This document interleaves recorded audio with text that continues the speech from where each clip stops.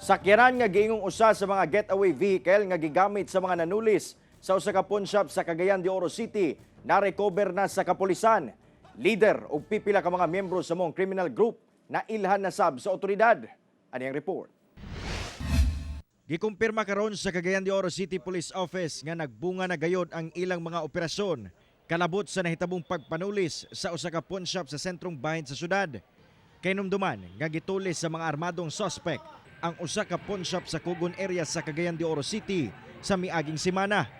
Moabot sa kapin 9 million pesos nga kantidad sa alahas ang natangag sa mga suspect. Pinaagi sa way puas nga follow-up operation nga gihimo sa Cagayan de Oro City Police Office, ilang na-recover kining giingon nga usa sa mga getaway vehicle sa mga suspect.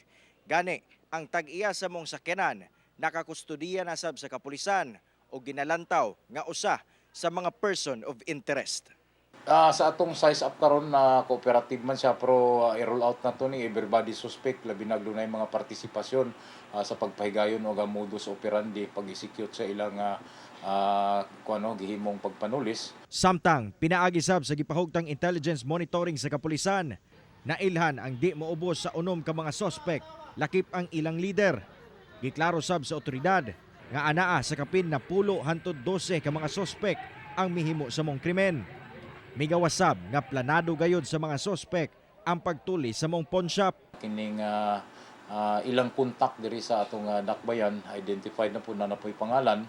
So ang uban ani manganlan natog jandos no kay para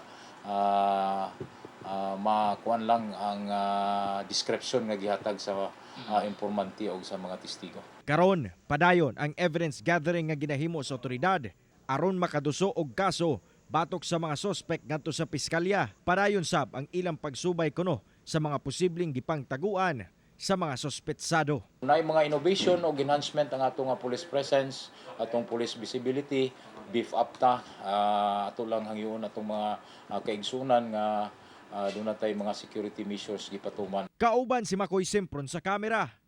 Ako, si Cyril Chavez para sa One Mindanao.